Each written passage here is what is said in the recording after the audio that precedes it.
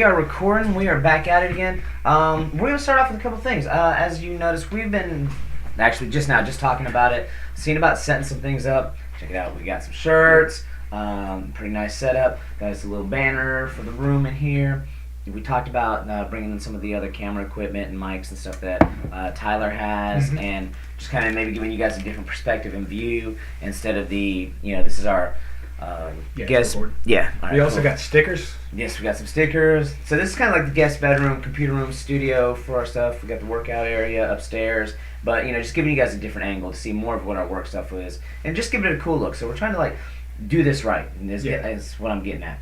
And I've already had a couple people ask about the shirts. We just placed a small order that got 2 shirts for right now, and the stickers. I've already got one on my MacBook, the one on the car.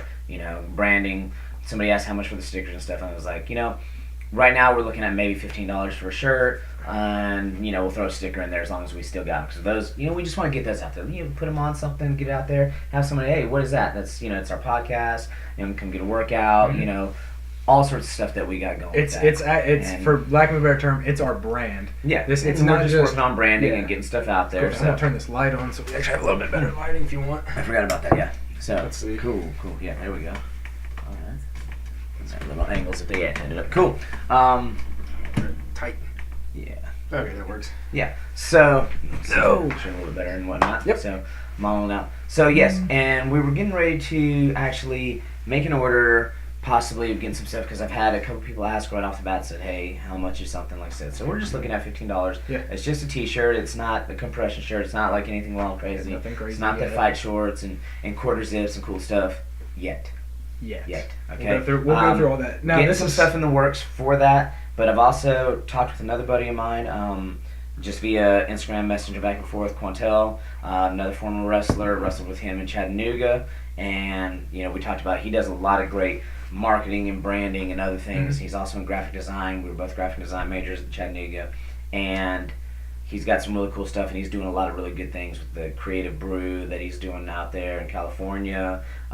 His Just Heart brand that he's got with the workout gear and MMA stuff with the compound that he works out with and does things. So he's got a lot of great stuff and a lot of great insight, and I really want to get him on as well. My mini cast, I already talked about getting Justin and Randy. Some other former wrestlers have been talking about how wrestling has pertained to their lives and how we can throw it to music, to MMA, to graphic design. And one of the things I was looking at with Quantel stuff was, and I was telling Tyler we're going to check it out, was there was another place that does a lot of great printing, and they kind of had, from what I looked at it quickly, somewhat of a, since we're just us, we don't want to order 100 shirts and try to keep them in the garage, and my wife be like, what are you doing, and why are you paying for 100 shirts, and then just sell them when we can. But they're talking about them having some kind of like an online store. So as soon as we get that figured out, we're going to do one or two things. We're either going to make a place an order for a couple more shirts. We know several of you, I've already hit you back up, have asked how much, different sizes. I want to get that. I just want to get some shirts out and made. So we're going to do that quickly. It might be through where we got our stuff this first time, but then look out. Things to come. We might be doing some more stuff. We were talking about it, maybe getting some coffee mugs for the podcast. Yep. We got mugs, banners that's able to be put on everything. So just, It's kind of funny. Our gear has started completely from scratch, and it's really cool. I'm super excited for it. I actually just took off the shirt I was wearing to put this on because I feel like a kid at Christmas. And this has actually gotten back to us quicker than Coach McFarland from Michigan got back to me about the gear for them. So, well, it's ours. So this is us. Yeah. So we're really excited about what we've got, and and we're really thankful for those of you who watch, listen, whichever, and we're just glad to be trying to get things out there. My dog's over here sniffing things out under the door. Probably somebody on the other side of it. So that being said, enough about us, the Cerebrus Wrestling podcast / compound and gear and other things. Let's get down to the nitty gritty. We both kind of threw at you guys our quick recap of the NCAA tournament and how great it was. And, probably the biggest and best thing about it, really was my whooping Tyler's tail in brackets. Yes, 197 was the deciding factor there. Yeah. I'm not. He said, if it wasn't for 197, I was like, oh, he might be right. Yeah. And I did go back and I look and I recounted, and quite literally, it would have been like 1 or 2 matches. Yeah, it was like 1 match. I was like, God. So Colin Moore losing to Kyle Cannell getting pinned, which no one saw that happening. Mm-hmm. Let's see, who else? I think I had Darmstadt going, and Yeah, Darmstadt lost to yeah. Hall. And I had Hot going, so yeah. like I did well. I don't think I had a single thing at bottom half. I don't think I had a single thing right. So I did 97. well at 97 and since that, and the semis I had more Machiavello, Hot, Darmstadt, and the only thing I had different was I had more and Hot. So I did quite well at 197 minus more, and you all I had was Darmstadt. All you had was Darmstadt. So but So you killed 184. With that being said, I owe you. And actually, this isn't for me. This is for our other thing we put in. Now, unfortunately, we both lost to in our other bracket that we had for fun. So it's 20. Yeah. So no, just 10. Oh, Just 10. So so we'll put that. I already sent that off, but that was fun. It is fun. It's all in good jest, and it's just for a good time. So and that it really was just a good time. It was fun. So, but a couple things. You want to just dive right into it? There's some things I heard you say in yours, some things I said in mine. So, and what? Let's hit on yours first, because I watched some of yours. I didn't get to watch all of it, but I kind of was able to listen to the thing.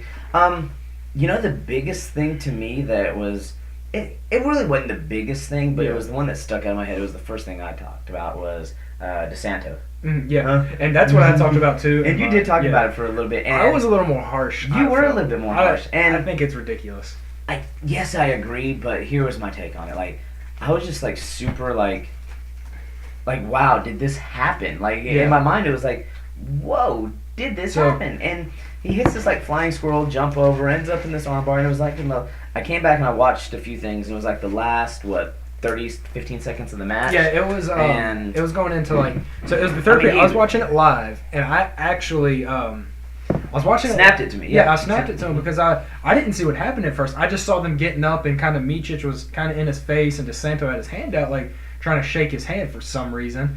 And I saw Silver Fox was yelling, and I'm like, what just happened? Yeah, so that's what I wanted to see more of. Is what was the interaction? What was being said afterwards? Because as much as they've done it, the other side it's got some phone cases too. I thought. Okay, I was just saying because it was slightly too big. I was gonna put it on the back. Yeah. But see, we're already thinking about things. Sorry, too. guys. I apologize. But so I was wanting to see that coaches interaction, what was going on, and I haven't gone back to able to see and find that yet. Yeah. But I think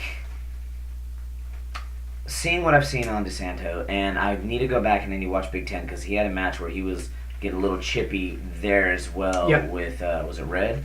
I think Chad. No, not Chad Red. No. It would have been White or something. I know I gotta find it. But it was on. So I'll find it on Flow and I'll rewatch that. And I know he was getting chippy there, and it was kind of out of character of him in sorts. Yeah. But and then this happened at NCAA's, and Micic, basically was like, I don't think he knows how to take up whooping. Yeah, whooping. And I think that's 100% true. And I think part of it's true, and I think part of it is and this is where I differ from you, and I do find it unacceptable and everything else, is I think somebody like him, he gets so in the zone and so focused and so he sees red, like shark in the water type thing, and the reason why I say I'm not 100% faulting him for what he did, even though he was 100% in the wrong, was how much have we trained our guys to try to flip that switch and get into that zone and go, kind of sometimes you got to go at all costs, blah, blah, blah. But you've also got to realize there's a point where you have to be able to cut it back off and say there's 13 seconds left in the match. An arm bar is not to break somebody's arm, is not how you win the match or how you go. The last minute desperation headlock or something to that nature more effective is what you do. With my that's kind of what I'm thinking. I'm maybe he just needs help.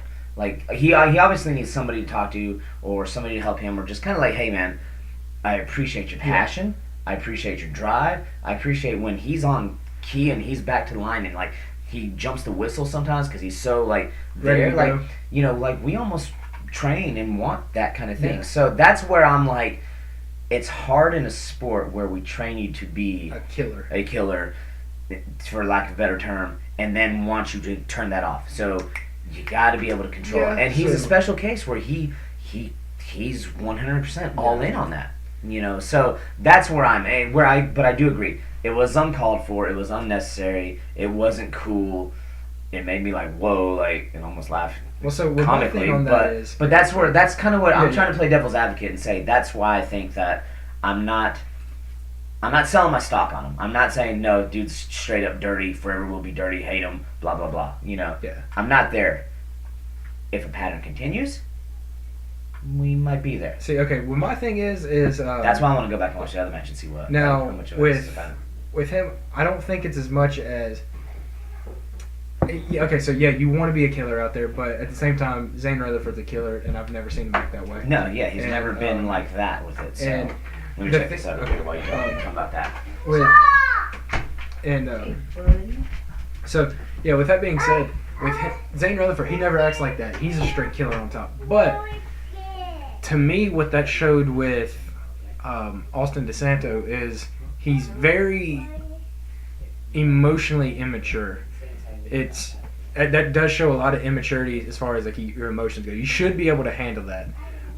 Someone beating up on you, you can't get angry with them. It's a match. You know what you're getting into from the start, and if you can't handle that, then you're in the wrong sport. I mean, this is a sport where the whole purpose is some person's trying to force you to your back, and vice versa. You're trying to force them to their back, and when you do any sort of martial arts, there is an unwritten agreement, yes, so it's very dangerous, but there's an unwritten, unspoken agreement that you're there to protect each other. I'm here to protect you, you're here to protect me. That's why we have rules for illegal slams. You can't, there's a lot of things you can and cannot do, and what Austin DeSanto did was, I just feel 100% was unacceptable.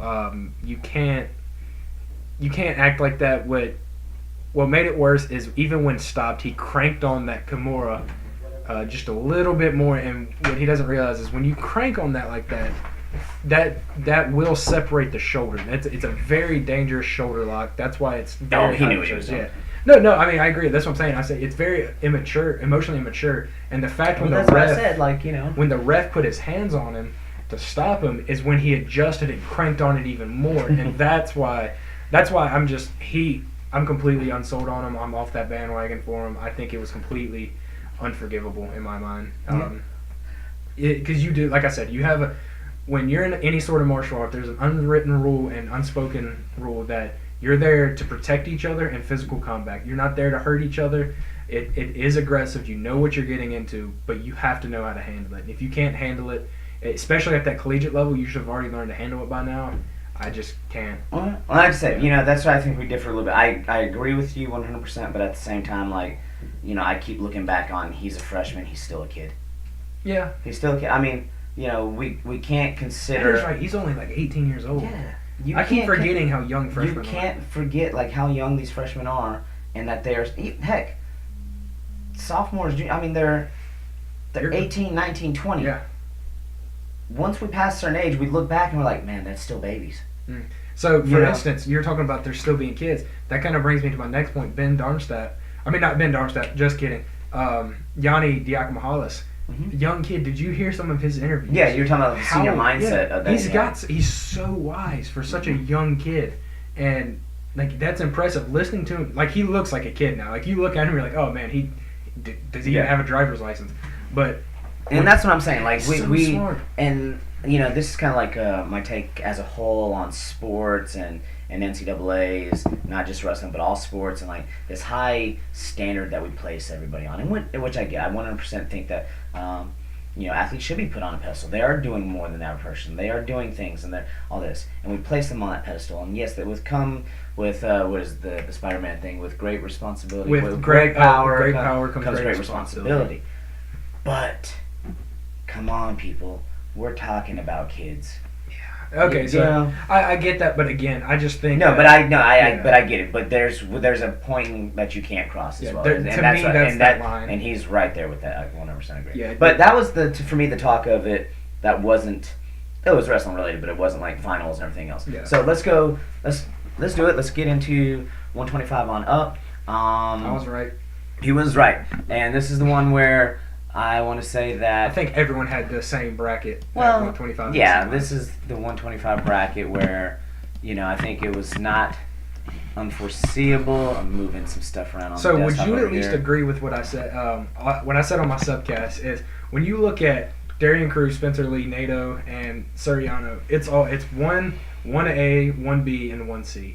I don't care. Like at any given day, they all could be. Oh yeah, they all could. But at the same Any time, given I day. don't really disagree with how they ranked them 1, 2, 3, 4. Like No, I mean, you I gotta have don't your top either. 4, so I don't have a problem. No, with I mean, that. no, I don't have a problem So, with that. I'm just saying yeah. it's But, yeah, amazing. Any you given could day. you could flip it, but I kind of think they had it right. I think Darian was the number 1 seed. He was Oh, yeah. defending national champ. He's the only. He was undefeated. Tomasello, I think the Big Ten champ, coming in with his Mhm. record. So I mean, but all that aside, and I thought it was great. We finally got to, we got to see some great wrestling. We finally got to see the match we wanted. We got to see Suriano and Lee. yes. And it was so good. And it was good. It was It so was good. great. And Lee won, and I'm proud of him. Four-timer. He called four-timer. And at first, I was like, at first I thought he might have the harder of the two roads between him and Yanni D of becoming a four-timer. But I think the true question with the future with him is, Does he bump up? I don't think he will. He looks to me like a career 125-pounder. Now you have to look at who does everybody stay in that way. I mean, is Suriano still going to be there? Because it's not unforeseen that Suriano could not beat him later, which he could. No, so he's definitely got a could. hard time. I think Suriano looks like he may bump up. Like he probably, to me, looks like he'll gain some weight. He looked pretty he's solid a- for a 25er. I see him. He's looked dry and Yeah, ripped when I've he's- seen some of the pictures before, like I think some of the Instagram pictures Yeah. before the tournament. I mean, that means I think his water was sucked out and he was dry. So, yeah. So I I expect think him I to could be see him 33. going up possibly. Yeah. But I think one of the big kickers for Lee will be somebody that I am super high on. I want to see which way he goes. Is Fix. Dayton Okie Fix. State. Can we have another rock painting thing You gotta wait for me to help you out with that, but we can do that, okay? today? Possibly, depending on how we behave, okay? So we'll take a look at that. Alright? You guys go behave. Thank you. So yeah, no, that I think that's the one. I want to know where he goes. Where does he fit in the lineup at Okie State? Is he a 25 pounder? Is he a 33 pounder? Does Brock bump up? Like, how does all that fit for how long? And the Fix Lee thing could be the road bump, Yeah, to a four timer. Not to say that Yanni won't face road bumps, but I doubt it Meredith will is out. McKenna can still be there. I mean, it's not like there's not tough people at 141. Is Yanni even a career 41, or is he going to bump up to 49? he's Rutherford- a small 41 in my opinion. Yeah, but like that's my thing right now. Is like it's hard to say who's coming in. That being said, I do kind of hope, and I say kind of Yeah. because I do hope that Lee. All right, I hope Lee. This is gonna sound like a really big cop out. I hope Lee becomes a four timer, but I want to see Dayton Fix win. I love Dayton Fix wrestling. I like Dayton Fix, but I'm but not I on the would- Lee bandwagon. But I would love to see him, win a title. So depending on where they go, like I would have a serious dilemma to pick Fix Lee 2 years from now at 125. Like I don't know what's happening next year. Like what would I do? I don't know right now. But Yanni D, the reason why I kind of said it before is like his offense is so potent. Like he seems to find a way to score from everywhere. I think that translates to either weight that he's at 141 or 149, and I think his ability to score. I don't see a juggernaut stopping him, like Zane Rutherford would be now. But I don't see a juggernaut in the weights forthcoming or bouncing around that could So let me ask you this about Spencer Lee, and this is something that's kind of popped in my head. I don't think it's true, but it is a thing that happens in collegiate wrestling. Some guys come in, blazing, and then for example, Miles Martin's one of the ones that can come to mind. Do you think Lee has peaked as far as No. or do you think he's going to keep learning? Lee has already shown that he will continue to learn on the freestyle circuit and Yeah. collegiate circuit. I think we're kind of like I at the agree, tip of the iceberg. Same thing with Yanni. I mean, several other people. I think these guys aren't. And to your point though, I think Miles came in and he won, and I think he got better. I think he got better. gotten better. But the in competition ways. around him also excelled as well. Yeah. So I think him jumping up was it's because he was small, so at small I think at it 84, worked for him though. and then he It had to was better. bulk back up. I think it was better for him when he was heavier too. So I mean, he's done what you look at the only person he's lost to this year has been Bo Nickel all 3 times. So I mean, I don't know, but there's still I think that him going up from him bumping up when he came up to 84 and then having to add that weight on, I think he hasn't figured out I don't think he's figured out his body 100%. I don't think he realizes just how strong he is. Dude, he's still getting stronger and stronger. He just looks bigger and bigger. I think he just needs to realize that. And I'm not saying that he doesn't, but he needs. I think he'll adjust, but I think he's kind of peaked. All right, so 125 check. It was a great weight. Really, I mean, I think we could just continue talking about 125 forever. Yeah, 33. But 33, Tariq Wilson. I want to talk about him real quick. Tariq Wilson was the talk of that tournament for several reasons. Mm-hmm. I mean, one, he was unseeded going into the tournament.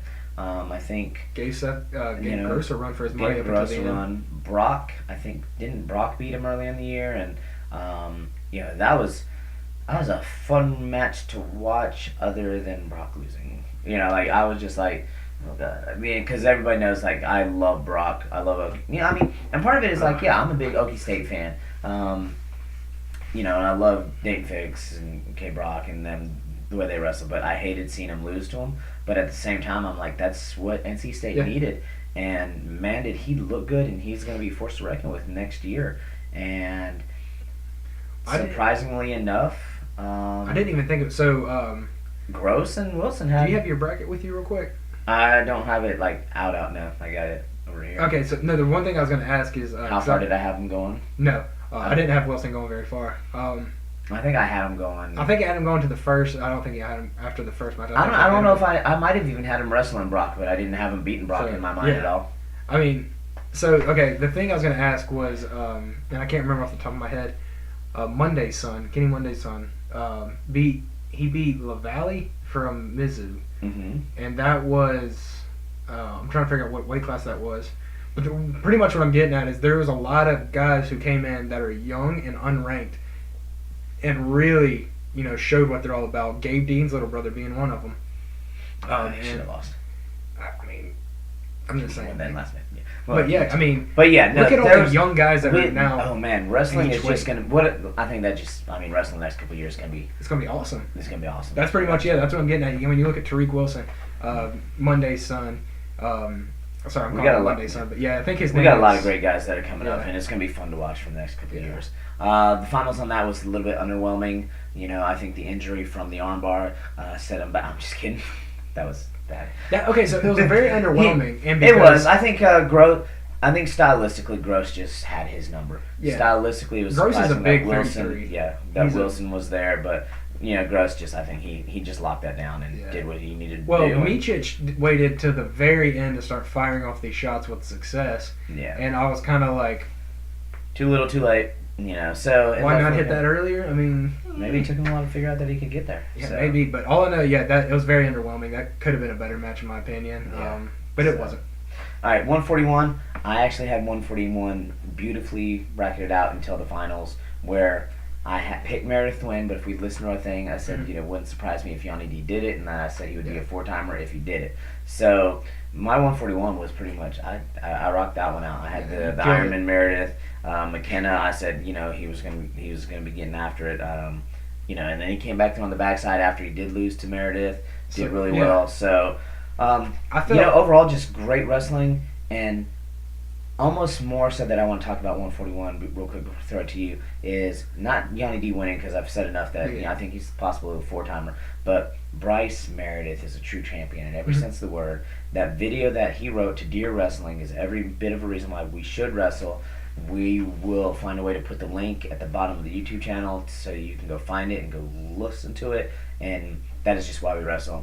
That dang falling in love tear with. To my eye. I'm not follow, even I just can't say enough about that and everything else, and it was an emotional video. I'm not even gonna lie. I saw that and I was like, and it was him and Imar. I just think that the way they reacted, like true champions, but both having been second place here, and I was like, listen to him think about it. I was like, in my mind, they won it. So So, that's kind of where I am. So I had Dean Heil beating Yanni D. I just thought that Heil being, the senior of Yanni D. I really thought he was going to go out with a bang this last little bit, and honestly, Heil just didn't. And then Ironman, I thought Ironman would have done, like, especially after he hit that nasty cradle. I was like, oh, hey, Ironman's here to scrap. And then Yanni, I mean, nothing against Yanni D. I love Yanni, great wrestler. I was super excited. I just really thought his age was going to show, and that's part of it. I just also don't think you probably, and again, this is one of those things. This is why I was underrating Mizzou, and I underrated ACC in general. Was I just don't think you also probably didn't see Yanni as much this year because everything on the focus was Big Ten this year. Yeah, I'm just saying. I mean, not a lot, but I've seen. I'm just saying, but his name hadn't been on the spotlight as much this year. Because everything this year has been Penn State, Ohio State centric and all about them, and rightfully so, and the way things turned out, that's right. But I just think it also, unless you took the time to do a little extra research to go look for him, which I didn't do a whole lot of, just because I tried to absorb everything that was there that was getting thrown at me, and it was hard sometimes some weekends to try to keep up on all the matches. Absolutely. It's so many going on. But it's just hard to, Cornell doesn't hit, it doesn't hit that market. They're ideally, but it's. Yeah. The thing it's hard to see him sometimes. I mean, I got to see Yanni D some this year, as far as not like a lot, like I'd love to, but honestly, it wasn't enough to the point where I knew his mindset. You know, honestly, I said, when I'm watching matches and I watch them on Flow has the Big Ten access and everything else and all their matches. What's drawing me to go find Cornell, the Cornell match, like who are they wrestling? Who do I want to see them wrestle? Well, actually, I wouldn't mind seeing the Drexel and them wrestle. But minus a few matches, there's it's also not as well advertised, so it's kind of hard to have that in your forefront. Absolutely. Mind, so and that's all I'm saying. Is like not a knock against them. It's just different. We need a wrestling network is what we need. That way we get exposure to more people. Like I think Flo's doing a great job with it, but it's at the same time it's not that I want competition for Flow, minus us, okay? No, because I am a Flow subscriber and I love watching their stuff and I do everything there. But sometimes we need Flow's got all this stuff, it'd be cool. Flow has all the Big Ten in this one, and then if somebody else had, or maybe if they just had different Flow. Hey, here you go. What if you had channels? What if you had Flow Wrestling? Because you have all your Flow sports. So do Flow Big Ten, Flow ACC, Flow. Dude, that would be cool. That would be a good idea. And then Flow, what I want you to do is take this from ESPN, because that was my other gripe I'm going to go ahead and get right now. Flow, take this from ESPN. I know you can do every single mat just like they did, every single match, every single mat. I know you can do it better because you could probably archive it to the point of when we look at a bracket, we click it, we go straight to that match. Instead of having to watch either highlights or just you click on the link and have to watch that whole mat 1 broadcast for 2 hours to find the match you want. Flow, I think you could do a better job. I think the wrestling community would be behind you. I think you could put it out there, prime time type stuff, and I would love it versus being on ESPN too. Now, I know I loved watching all of it on ESPN, the ability to have it there, but Flow, somebody like you, I think you could do it. So I know we were just talking about brackets, but do you want to get into that real quick? Because and this is one thing I want to say, you mentioned it on your video, I didn't mention it on mine, mainly because everyone knew my opinion on this. I was really, really, really disappointed that ESPN put us aside for Top Rank Boxing. I love boxing myself, but if I'm not mistaken, but it wasn't there was there wasn't their pinnacle match for boxing. It wasn't that great. It wasn't a great boxing night. So there was I think there was 2 or 3 matches on, and that was it. So it wasn't like a Showtime quality. It wasn't championship bout. So y'all dropped the ball big time, and that's why I said I think Flow. Dude, that would be an awesome thing. The Flow Big Ten, the Flow ACC, the Flow. And I'll even say it, maybe not just Flow Southern Conference, but maybe Flow Mid-Major, Flow Chattanooga, let's go ahead and say yes, do it, okay? And then have the Flow tournament. I think it would be great that way. I agree. And then we wouldn't feel slighted about being on ESPN too. And then Flow, the way you market things, get it out there to everybody else so everybody else could see it. That's my only thing about ESPN is the chance that somebody else might watch it. All right. 149. Let's get to it. Minus Sorensen losing, which Sorensen did come back on the backside and torch things up and was great. This was the Rutherford show. And the only other thing to say is Rutherford Hodge winner for me. Yeah, for sure. And then, what's his name from Lockheed that wrestled him? Ronald Perry. Perry. Perry did a great job. Perry 15 scored. seed. 15 seed. It was awesome, but hey, it's still Zane Train. I'll be honest. Zane Can we Rutherford. talk about how? Dude, it's awesome. I thought this was going to be a one-sided beating with Rutherford and Perry. Well, that's what I'm saying. Like Perry held his own. Yeah, and it wasn't even a major decision. It was Perry looked good. Perry, there was no bonus. Perry looked good. There was no bonus. It was impressive. I thought that was going to be Yeah. bonus city. I really did. I thought it was going to either be a tech or a pin. Yeah. And Perry's like, nope. I'm coming in. I'm making a statement. You're not going to roll over me. Yeah. So kudos to Perry. I mean, Lockhaven had a couple guys knocking some. Yeah, they people out. did. So I was really impressed with Lockhaven. And Ryder. Yeah. 157. This is where I know you want to say some things about Nolf and me being not on the Nolf bandwagon or a Nolf hater or whatever you want to He's say. a Nolf hater. I got my reasons. Go ahead. Okay, what do you want to say? Okay, so pretty much I know. when Jason Nolf is healthy, I don't see how you cannot. I mean, I'm sure you see it, but he is a savage when he's out there. Oh no, he's very good. I 100% had Nolf picked to win this tournament if he was healthy, and the reason why I went with Kemmer is, well, really, that's before all this happened. I really thought it was going to be an Nolf-Kemmer final, just like I thought it was going to be a Rutherford-Sorensen final. Yeah. I thought that's what it was going to be, and then Nolf gets hurt. And then it's all this stuff about Nolf. Is he going to be good? Is he going to be good? And then I find out that Kemmer's been wrestling hurt. And I was like, dude, he's been wrestling hurt this whole time, but nobody knew it. That's why Everyone he lost. wrestles hurt. That in my But, video today. yeah, I mean, they do, but at the same time, but I didn't know that he was hurt to the extent of, like, there was, like, an actual injury. Are you hurt or are you injured? Yeah. He was actually injured, okay? So I kind of thought that, Kemmer wants this maybe more. I don't know. Maybe it's hard to say somebody wants something more. But I thought, like, he's been wrestling hurt longer. Maybe he knew how to deal with it a little bit better, and he could do well. My other thing was that the reason why I didn't jump on Nolf, and even though everybody is right, and I'm going to say that they were right, a 70% Nolf was still better than a 100% everybody else. Yeah. Okay, and he is great. He's fantastic. But a part of me was just like. I was like, I think part of me is I went back to Suriano last year when Kel Sanderson was like, he's fine, he's not hurt, he's gonna wrestle. Yeah, I think you overplayed his injury too much. And then in my mind, I was like, it sounds like Suriano Part 2. Nolf transfers, he goes to Rutgers. I mean, he goes to Rutgers, powerhouse. But no, I mean, in my mind, I think I just couldn't get past that. Like, I was like, dude, it's last year all over again. Kel said he was good, said he was fine.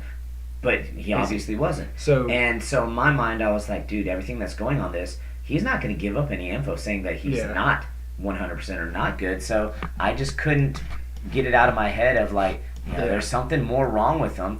And then, you know what? This is the case where, they played it to the ear the right way. And I think that, he was better. So, like, Kale, the master of mind games, I'm going to say it right now. Master of mind games, the master of things, and he did this just right. He did it exactly how he did last year, and I fell for it thinking that, hey, he's not 100%. Yeah, so I don't know why. About that, Batman.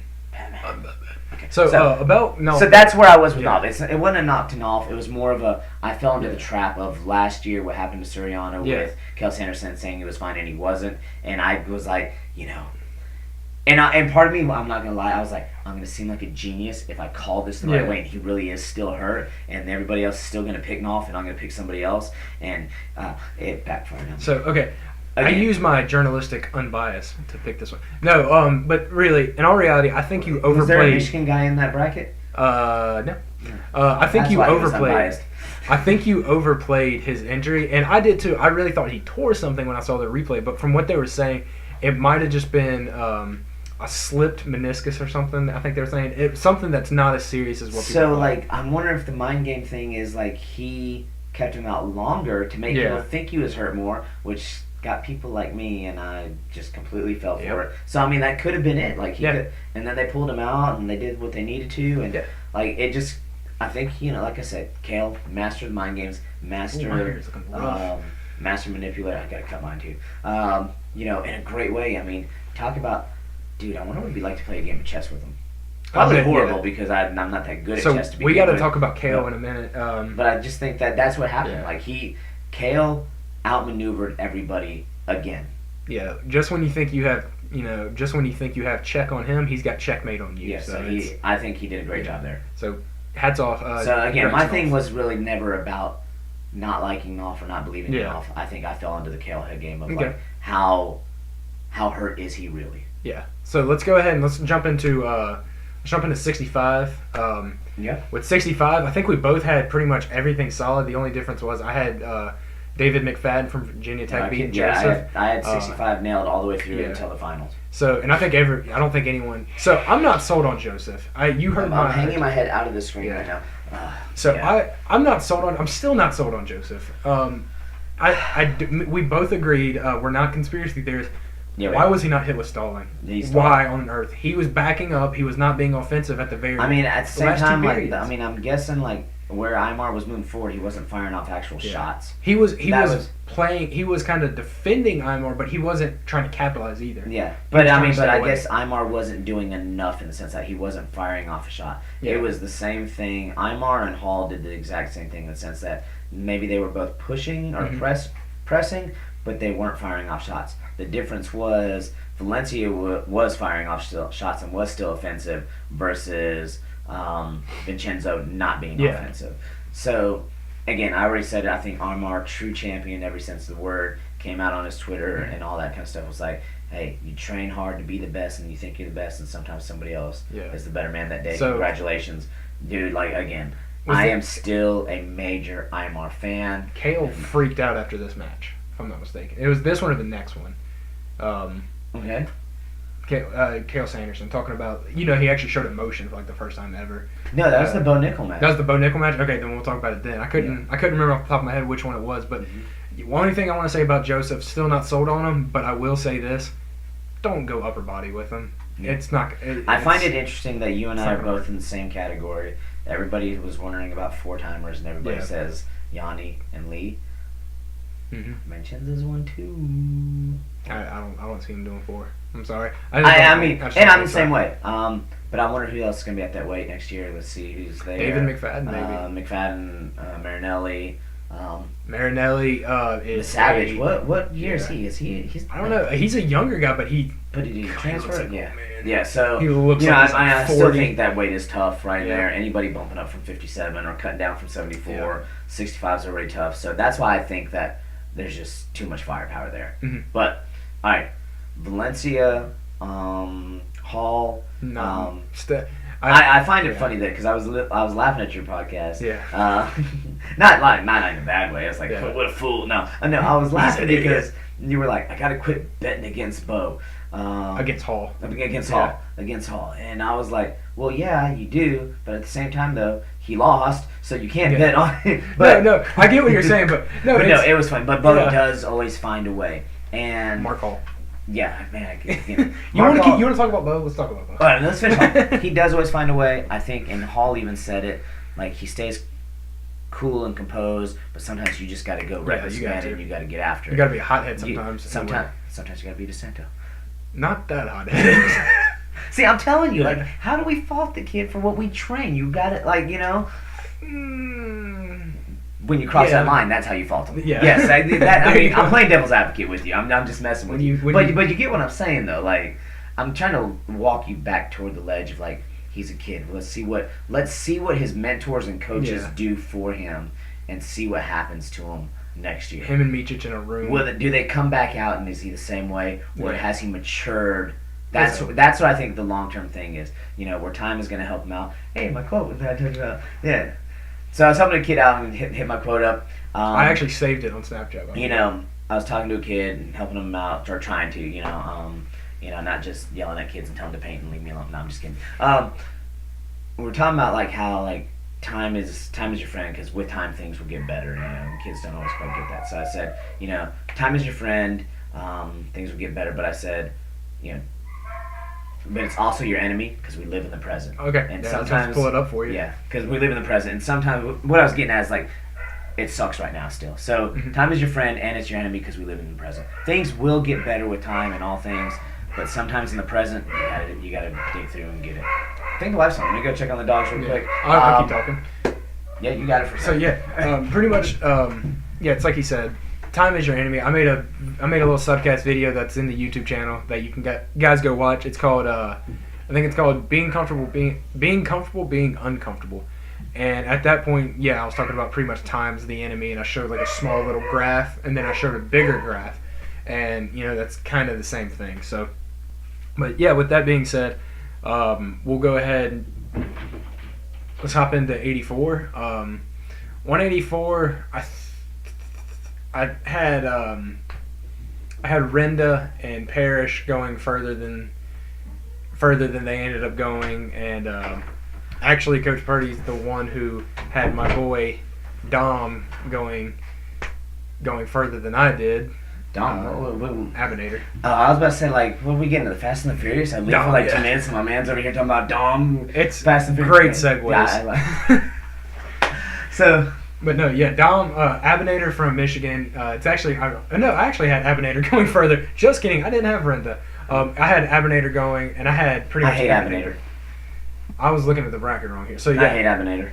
Why? Huh? Why? Because he didn't get a chance to get beat by my boy. Hey.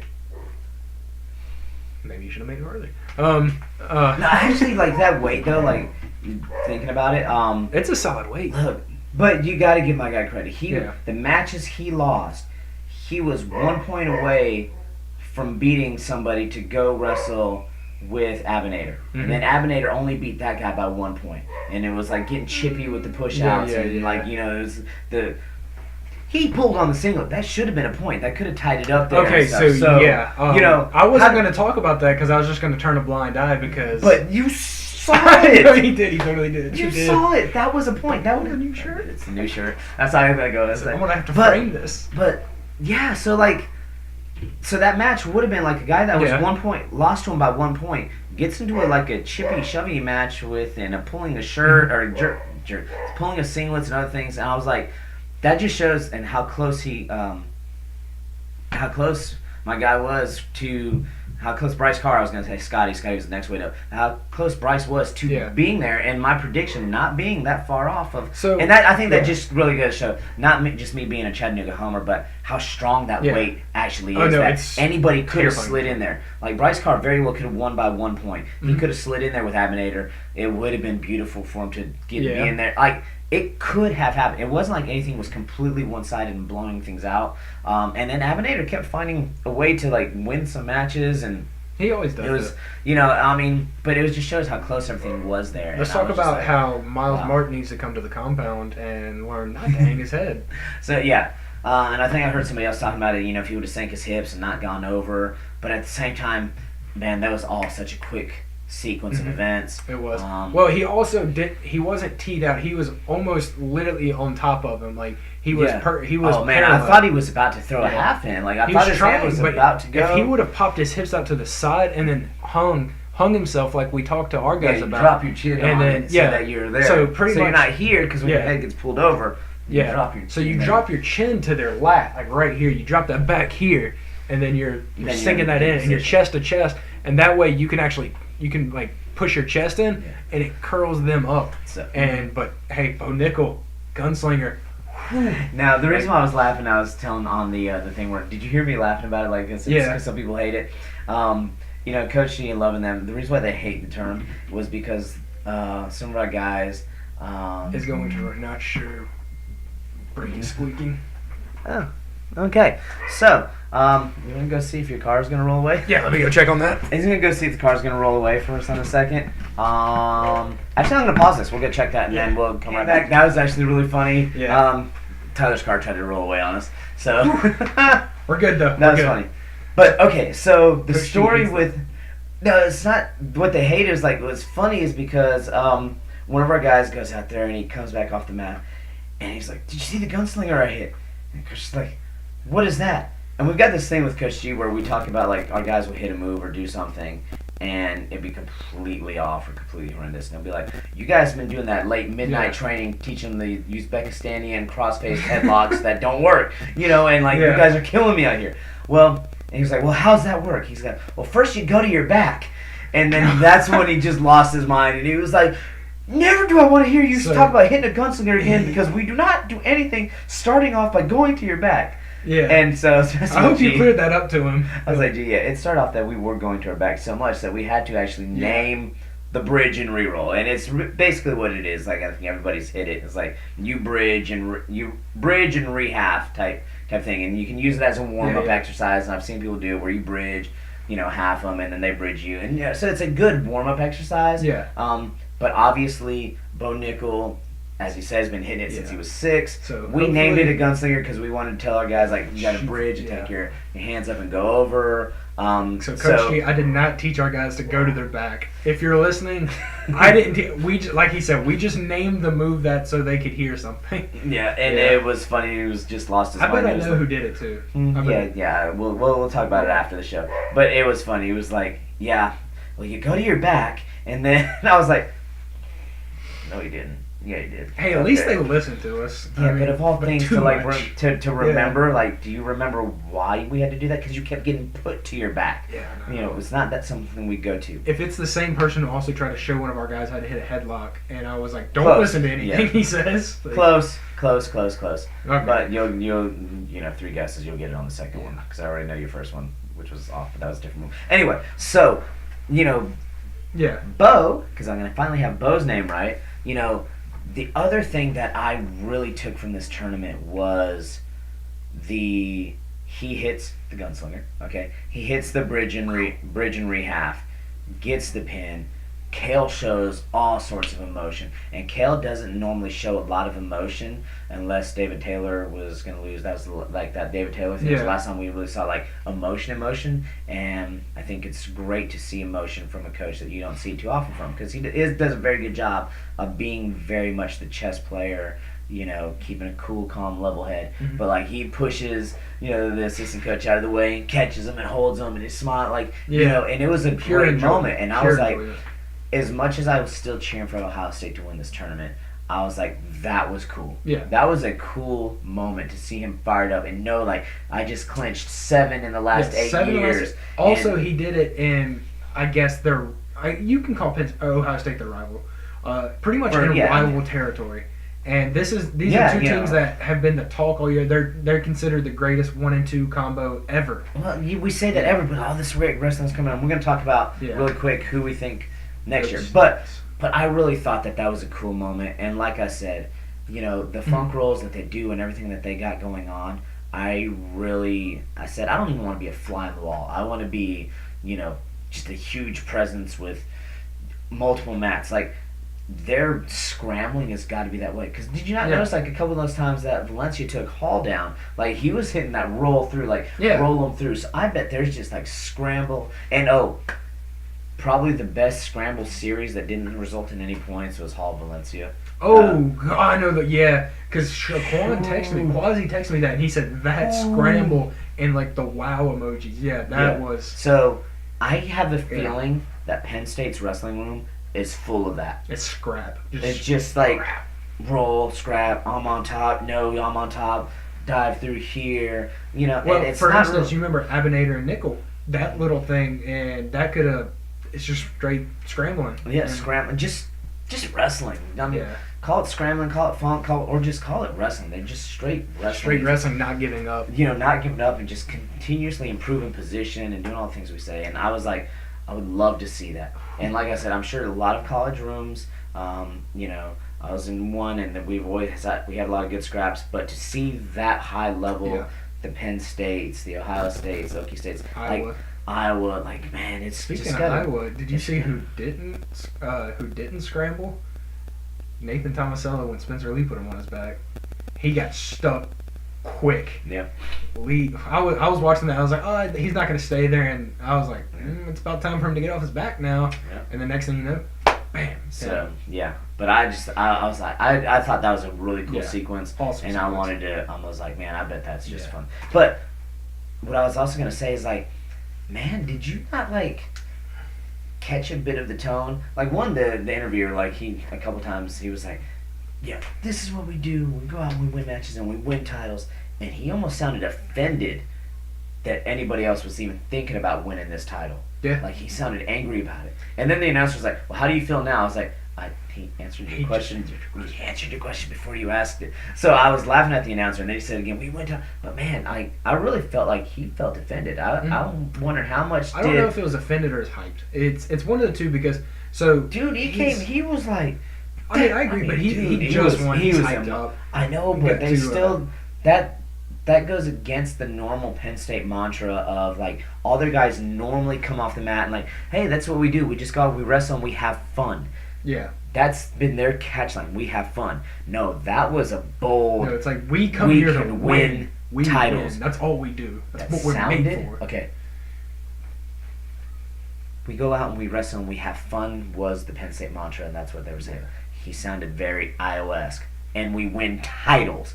Like that's like something you expect to hear from the Iowa Brands mindset of we come out, we dominate, and we win titles. Yes. He sounded very like all about it. I agree. I thought that, and that's why I was like, that sounded very uncharacteristic of the, that everybody says, oh, we just go out to have fun, and when we have fun, we win. But I kind of liked it. No. I'm all for it. When he said that, it came off a little cocky to some people. I was like, think no, it was it's cocky. I don't either because it's facts. I thought it was like he's dead on the money. They won 7 out of the 8 years. I thought it was like defiantly like angry at anybody to think that they didn't. I agree. That's what I'm saying. But some people are like, how dare they cocky. put it? Like how dare they put us at number 2? Like I'm showing you why. Well, we're number 1. I can understand that because especially back and forth all year, people, even me, I was one of them. I still thought Ohio State was the better team even after Penn State beat them, and especially after this tournament, I have to change my tune. I do think Penn State was by far the best team this year. Well, I don't say by far, but they were the best team because, and it's like Bo Nichols said, they come to win. They're going to win titles. So let's get to 197 now. Your bracket breaker. Oh man, this one gave me a headache. He had one thing in green. Like I color coded it. I'm an art teacher. I color coded his bracket for him. Yeah. He had a lot of red here. I, on the other hand, had a lot of green. But no. 2 things that I took away from the 197 bracket. 1, Cannell beating Moore. Pinning Moore in the quarterfinals. Yeah, the quarters to go in the semis. So in the quarterfinals, he beats him there. He pins him. He sticks him. Great job for him. Moves on. He loses. But what made him more impressive to me is he wrestled back to face Colin Moore again. Won it a second time. Yep. Like, how often can you say that could happen? Like, I watched... Logan Massa, Alex Marinelli. Yeah, I watched a lot of people. Yeah, I mean... That happened at Big Tens? That Big Tens. But those 2 were... Massa and Marinelli aren't pigtail unranked and number 1. Yeah. Like, this is a dramatic difference. So, I was telling a kid the other day, he was like, well, did you see somebody beat Virginia or something like that? And they were like, I don't know, 15 or something. I was like, no, I didn't, because I don't watch, and I don't really care. But I was like, but we did have a guy do this. But I said, here's the equivalent and even better is like, if they played again on the backside of that bracket, if basketball were to do backside, would Virginia have lost again? No. Chances are they'll say, no, it wouldn't have. Like this cat came out and proved it. So do you think some of that in one tournament? Do you think some of that had to do with the fact that he pinned Moore in the first period? Do you think it was a mental thing for Colin? Do you think Colin went in there thinking I can't beat the guy, or do you think he was just that strong? Because that dude was gorilla. I just think he came through and he proved it wasn't a fluke. Got after and did it. After that, I think the great thing that was like the headline from 197. After that, it was the ACC championship finals. I thought that was really cool. Machiavello and Hall. I think that, to me, I told Coach Purdy, I texted him. We were joking, or not joking, but we kind of made our predictions for the finals. We were just talking about wrestling because we're nerds like that. Yeah. And we both, I said, outside of Spencer Lee and Suriano and I said, this is the match to watch. Yeah. And even though I don't think it was that high scoring, but I think it was a very impressive match. I was entertained by it. Mm-hmm. Both big, strong dudes, and I think it's one of those 9 out of you make them wrestle 10 times, you're gonna have a different result. 50-50. Both solid guys. Hats off to them. Well, I agree and disagree at the same time. But I was like, I think Machiavelli just found a way to do it because they'd wrestled twice already, and Hot had won both times. So it is one of those cases where, dude, that was an awesome finals match. That was awesome. And then, hated it for. Was gonna hate it for one of the guys because they were both seniors, and I was like, dude, if they could both find a way to win, it'd have been awesome. But going to heavyweight, came down to Kuhn, Snyder. Of course. And of course. Snyder won it. We say of course, but we already talked about the other thing. But I did that. Did you get a chance to listen to part 2 of Failure? I did not Right. yet. I don't So, think. Have you I put talked it in to- the drive yet? No, I need to put it in the drive. That's probably okay. why. Or did I not? Okay, yeah. So, I might have recorded that straight on Anchor. Okay, so I'm going to check all that out and get some of the subcasts ready on some of the other channels. But what I took away from this match, and I talked about it later, and that one was, Coach Tyler, we already talked about, being okay with failure. You've got to be a risk taker. You've got to be willing to fail in order to succeed. You've got to be willing to fail 1,000 times before you get that one great success, as far as the light bulb or other products and different things like that. And what I mentioned was, whereas I agree with that, I think we've created a culture where people are okay with failing, but they're content with failure. And I don't like that. Yeah. I want you to be a risk taker. I want you to not fear failing, but I want you to take failure and learn from it. I don't want people to be content with failure. Yeah. And I think we've almost overtold people and kids and things like that, it's okay to fail, so now they're content with failure. They're missing the point. It's okay to fail as long as you learn from it, you get up, and you try again. So you got to keep going for your goal. You can't be afraid to fail, because there will be failure along the way, but you can't be content with failure. That's like the quote I put in my video. I think it was Thomas Edison. He said that when he invented the light bulb, he didn't find a way to invent the light bulb. He found 1,000 ways not to invent the light bulb. Yeah. Same with WD-40. Water displacement is WD, and then 40 is the amount of times it took to get the proper formula. Yeah. And so, I mean, and it just shows if you fall, and I forget who said it, but it's like if you fall down 7 times, get up 8. Yeah. And I think that is 100% the thing you have to do. That Rocky mindset and whatnot and everything. So, who wins next year? All right. So next year, obviously, Penn State's always going to be in the race. How many seniors did Penn State have? Penn State had, let's see, Rutherford, obviously. Are Nolf and Nickel seniors? Nickel, Is he a junior? Nickel, I think, is a senior. Hold on, I can tell you. So depending on how many seniors they have, what I think is going to happen is they need to find a spot for 25 and 33. They need 2 people there. They need to get somebody. And they need a heavyweight. They need a heavyweight. Nick Neville's is good, but he's not the level. But I was also looking at the recruiting boards, and they're recruiting pretty big on at heavyweight. Okay, awesome. So good for them. Let's take a look at the recruiting boards after this. I think the challengers for Penn State next year, I'm making a guess right now. One, I'm going to guess Iowa, because Iowa look good. But there's a few spots they need to fill, few holes. But they can, and they will. I mean, they can because it's just. So I think Iowa showed out. And I think they were like, look, don't underwrite us. And then the other one that I think is going to be back is Okie State. So I made my prediction. I think Okie Okie State in there. Yeah. A couple others. They got some of the recruits. Yeah. Joe Smith will be done with his redshirt year. So Okie G Feller. G Feller in the mix. G Feller's the cat that pinned Nick Lee at Southern Scuffle. Mm-hmm. So you get a couple of those guys in there, and I think Okie State, they're going to come back and they're going to be a contender again. So I got Okie State, Iowa, and Penn State as my top 3 contenders. Yeah. Ohio State's. They're taking a hit. They're losing Nato, losing Snyder, and one of the Jordans. Yeah, one of the Jordans. So which the Jordans have been non-existent this year. But nonetheless, I think they take a small hit, depending on who they have recruiting. Who they who they're bringing in. I mean, I'm not saying they're dropping out of the top 5, but my top 3. I want to look at who Michigan. Okie State, Iowa, Penn State. I want to see. Yes, who I Michigan, said that in order for a reason. So yeah, I'm going Penn State, Iowa, Okie State. Actually, I'm gonna keep Iowa at 2, Okie State at 3. I want to see who Michigan's bringing in next year, and also I don't think we. Who they haven't got a coach yet, have they? No, they'll probably get their Wisconsin. Wisconsin looking for a new coach, and Michigan. I want to see who their coach is. Now our I want to see Ben Askren take over at Wisconsin. I think that'd be amazing. That would be amazing. I would love to see that. So how about this though? Cornell, Darmstadt, Yanni, Dean, and a couple other guys. A couple other guys, I think I don't know what they placed this year, but they're back up there as well. Yeah, they're NC State climbing. Well, Machiavello was a senior, but I mean, It's Tariq Wilson's going to be there. Tariq Wilson. I mean, Kenny Monday look, for UNC. I apologize for my earlier post to somebody. I said NC State's not in it this year. Dude, they were right there in it. Yeah, they were right there in it. The Wolfpacker. Right. So next year, NCAA tournaments in Pittsburgh. You're trying to go.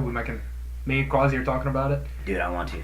Let's see. talk about I it. want to see. I'm gonna throw it at Flo again too. They were like talking about it. Somebody said it. I want to see them come down south, like come to Atlanta or somewhere, dude. That'd be awesome. So NCAA's come closer to us. Do it. But great episode, great NCAA's. Go rewatch things if you can on the replays. And hey, check it, guys. More stuff to come.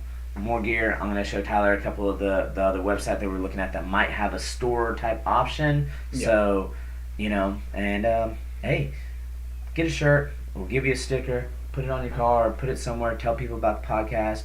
We got the garage. Got some stuff going on there. Come get a workout. Actually, I kind of want to hit Justin up maybe next and see if we can't do a little get a workout and then get a workout and an episode in. So. Justin, I'm going to be hitting you up soon, all right, because you were asking about it, and I told you I would, so I think that would be a fun segment to do. So for video-wise, give us a little change of pace, be pretty cool. All right, also got to figure out Russell the 6, get ready to throw. Starting Freestyle Greco, Monday. Freestyle Greco. Throwing season, locking hands, love it. All right, see you.